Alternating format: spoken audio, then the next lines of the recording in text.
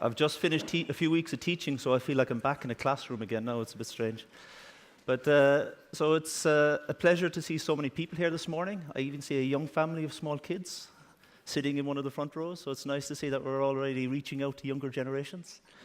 My name is Tom, and I work with the Conservation of Arctic Flora and Fauna, or CAFF, which is the Biodiversity Working Group of the Council, the Arctic Council, and we're the organisers of this event, this Congress.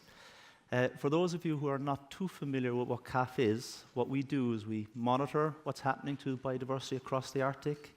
We try and detect changes as they occur, and we try and conduct assessment on those changes, and try to find ways to deliver policy and management options and advice to decision makers and policy makers across the Arctic.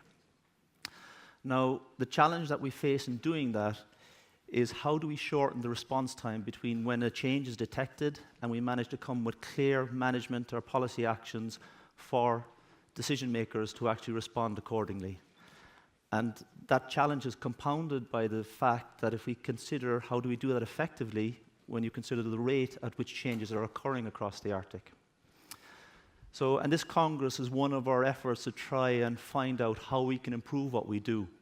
So the goal of this Congress is that all of those who are here, who are interested in the conservation of Arctic biodiversity, that you have an opportunity to provide guidance to CAFF and the Arctic Council on what needs to be done, what actions we should take, and how we should do that.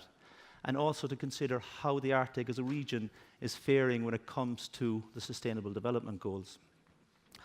And all of that is very much more prevalent in light of the United Nations report from the International Panel on Climate Change yesterday, which highlighted and emphasized that if we are to reach the targets agreed in Paris, then urgent action is needed.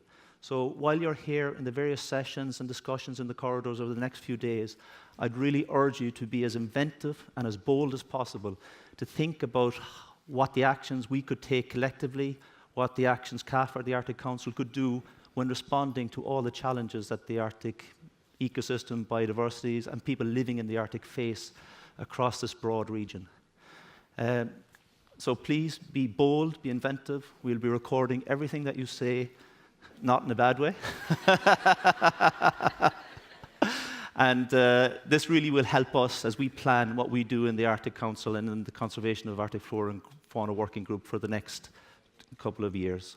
And with that, I'd like to introduce the chair of CAFF, Cynthia Jacobson. Thank you.